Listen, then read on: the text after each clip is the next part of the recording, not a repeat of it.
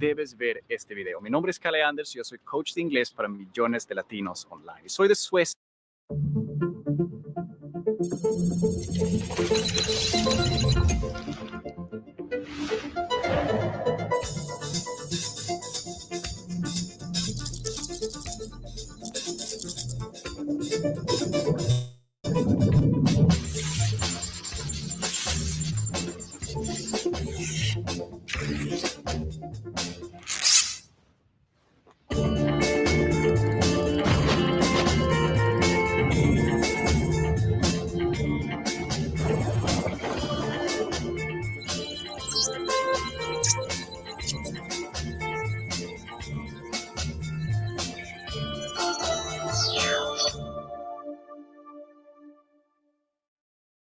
Hello, it's good to be with you.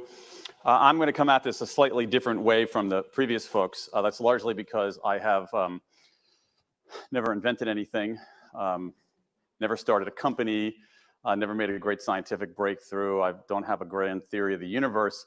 What I want to do here, though, this afternoon, is tell you a story. That's all I want to do. I want to tell you one story with one lesson. And the story is about I need a drone to move this thing. Here we go. Stories about these guys. Andrei Geim, Konstantin Novoselov. Andrei Geim and Konstantin Novoselov. How many of you, let's see a show of hands, how many have heard of Andrei Geim and Konstantin Novoselov? Let's see a show of hands. All right, looks like less than half of you have heard of Andrei Geim and Konstantin Novoselov. Let me tell you about them. 18 months ago, they won the Nobel Prize in Physics. They isolated something called graphene. Now, graphene is it's extraordinary. Graphene is a substance that is one atom thick. Okay, I mean, I can't even do it. It's, one atom thick, and it's something like 70 or 80 times the strength of steel. Right? You think, whoa! I think I read something about that in Harry Potter. It's like it seems almost fantastical, right? So obviously, huge. Implications for material science. It's one of the biggest breakthroughs in material science in several generations. To show you, here's what one of their colleagues said, just to give you a sense of the awesomeness of this discovery. Here's what one of their colleagues says. If scaled up to the thickness of plastic refrigerator wrap, a sheet of graphene stretched over a coffee cup could support the weight of a truck bearing down on a pencil point. Okay, pretty good. So the story is about how did they make this breakthrough on graphene? How did they do something so extraordinary? But I'll get to that in a moment. But first, I have a question for all of you here. Just a little show of hands here. How many of you, another show of hands, how many of you have an iPad? Okay. Now, how many of you knew 3 years ago you were missing an iPad? That's actually a very serious question, because at some level, that's what disruption, which we've been talking about, is. Disruption is about giving people something they didn't know they were missing, right? That's what, people didn't know they were missing that cool vacuum cleaner. People didn't know they were missing Kickstarter. People didn't know back in 1990, I didn't know back in 1991 that I was missing a web browser. That's what disruption is, giving the world something it didn't know it was missing. To my mind, and actually, Dyson was talking about this at the same time. That's what artists do, right? We had this in the Kickstarter conversation. We're talking about, oh, this is tech, this is art. To me, it's like, okay, maybe different species, but basically the same genus. Here's what they're doing. Whether it's a technologist, whether it's an inventor, whether it's an artist, they're giving people something they didn't know that they were missing. That's what artists do. And so there's a body of research on motivation that shows that certain kinds of rewards in motivation, what I call an if-then reward. If you do this, then you get that. They don't work so well for creative tasks. And other kinds of motivators work better.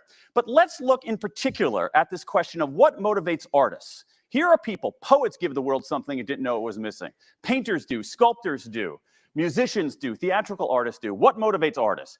Here's one interesting study done by a woman named Teresa Amabile at Harvard Business School. A few years ago, she and some colleagues got 23 artists, painters and sculptors. 23 artists, painters and sculptors. And she had them randomly select 10 of their commissioned works and 10 of their non-commissioned works. Okay, you with me? Commissioned, non-commissioned work? All right. Not that complicated. 10 commissioned works, 10 non-commissioned works. That's 20 works of art, 23 artists, 460 works of art. Paintings, works on paper, sculptures. She brings them into a room kind of like this, and she brings in a group of art experts. They don't know where these works of art came from. 460 works of art, the experts, museum curators, art historians, other artists, gallery owners. I want you to evaluate these works of art. Here's what Professor Mabile and her colleagues said. Our results were quite startling. Now, most of you probably don't read as many social science journals as I do. But for those of you who do, you will realize that this is about as exuberant as these guys get, okay? Our results were quite startling. Here's what she said. The commissioned works were rated as significantly less creative than the non-commissioned works, yet they were not rated as different in technical quality. Let me put it, that's interesting. A few of you are nodding about that. Let me put it a little more clearly. The commissioned works and the non-commissioned works on technical quality, they were similar. They were good. Remember, these are people making a living in the fine arts. You know anybody who makes a living as a sculptor? To make a living as a sculptor, you got to be a freaking good sculptor, right? So the technical quality of the works, whether it's commissioned or non-commissioned work, is identical, not identical, similar, very, very high. But over and over again, it was the non-commissioned works that were deemed more creative. Now, this is a little bit startling because we say, well, we have to incentivize people to create. We have to incentivize people to innovate. And what is a commission but an incentive? I'll give you $1,000 to do a painting. But here, when they have no incentive at all, they're doing more creative work. This is a little bit of a puzzle. So she goes back and she interviews these artists, and here's what they tell her. There are commissions and there are commissions. Here's one kind of commission. Hey, let's say, tell me your first name. Claudia? Claudia, you're an artist now. Are you an artist? You can't, oh, there you go. All right, thank you for sitting in the front row. Claudia is an artist. You're a painter, Claudia. You're a painter, Claudia, so I can give you two different kinds of commissions. I can give you a commission, Claudia, and say, Claudia, you're a great painter. I want to have a painting of yours in my house. I'll give you $1,000. Do something amazing. That's one kind of commission.